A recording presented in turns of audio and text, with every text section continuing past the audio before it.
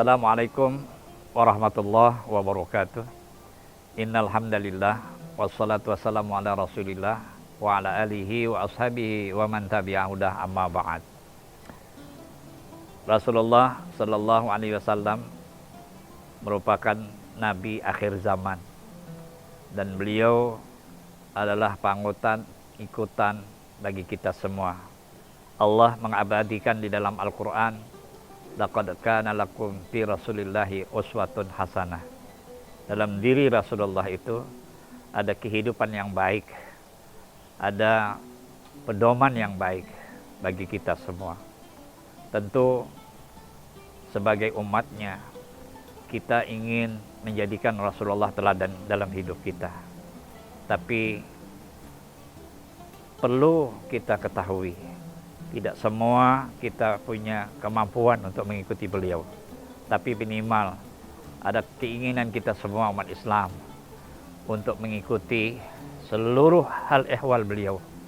Tidak hanya ucapan, tingkah laku, sebagai kepala keluarga, sebagai pimpinan umat, sebagai pimpinan negara dalam kehidupan besar beliau. Salah satu tabiat dan kebiasaan beliau yang patut kita contoh ialah beliau adalah seorang pemimpin yang sederhana. Beliau sering mengatakan bahwa saya tidak pernah makan sebelum lapar dan berhenti sebelum kenyang. Di hadis lain Nabi menyampaikan bahwa beliau makan dengan menggunakan 3 jari. Di hadis lain mengatakan bahwa beliau hanya tidur separuh malam. Di tempat lain juga beliau mengatakan bahwa beliau adalah orang yang sedikit dalam berbicara dan sebagainya. Pedoman-pedoman kehidupan keseharian inilah yang seharusnya menjadi teladan kita dalam kehidupan sehari-hari. Apakah kita sebagai seorang kepala keluarga, apakah kita sebagai pimpinan suatu masyarakat atau satu pimpinan daerah. Kaum muslimin, muslimat rahimakumullah. Rasulullah sallallahu alaihi wasallam mengajarkan pada kita yang ajaran beliau itu diabadikan oleh Allah dalam Al-Qur'an. Misalnya Rasulullah bersifat lemah lembut. Kelemah lembutan Rasulullah itulah yang membuat tidak hanya teman tapi lawan-lawan dari Rasulullah sallallahu alaihi wasallam merasa kagum, merasa senang. Kenapa? Karena ketika terjadi peperangan, lalu Rasulullah sallallahu alaihi wasallam punya sifat tidak mau melakukan hal-hal yang tidak terpuji. Dengan kelembutan Rasulullah, maka orang tertarik untuk memasuk agama Islam, memeluk agama yang dibawa oleh Rasulullah sallallahu alaihi wasallam. Ada lagi Nabi dihujat, dicaci dan sebagainya. Tapi Nabi mengatakan, inna qaumi la ya'lamun. Allah minta kepada Allah, Allah mahdi qaumi. Ya Allah, berikanlah hidayah kepada kaumku, karena kaumku tidak mengetahui. Sifat kelemah lembutan, sifat kasih sayang. Bahkan Nabi di dalam satu untayan beliau mengatakan bahwa beliau tidak senang hati beliau sebelum menyaksikan seluruh umat Islam ini menikmati masuk ke dalam surganya Allah Subhanahu wa taala. Dan Rasulullah sallallahu alaihi wasallam memberikan garansi bagi kita umat Islam, pada kita semua untuk itu. Oleh karena itu, kita sebagai umat Islam, sebagai umat Rasulullah sallallahu alaihi wasallam, hendaklah kita termasuk umatnya yang selalu menyenangkan hati Nabi, yang selalu membuat hati beliau gembira dan selalu membuat hati beliau berbunga-bunga.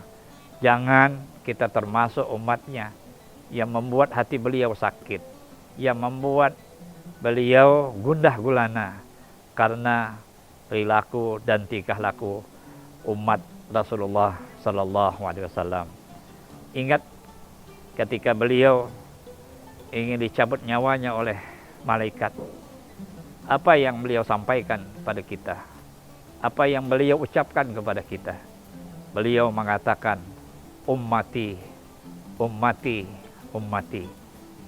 beliau hampir tidak memikirkan dirinya. Beliau hampir tidak memikirkan istrinya. Beliau hampir tidak memikirkan anak dan keluarganya.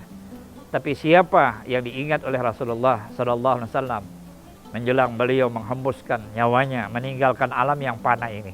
Beliau mengatakan, ummati, ummati, ummati, umatku, umatku, umatku. Ini menunjukkan rasa kasih sayangnya Rasulullah sallallahu alaihi wasallam kepada kita, umat Islam yang mempunyai pedoman kita Nabi besar Muhammad sallallahu alaihi wasallam. Kaum muslimin, muslimat rahimakumullah.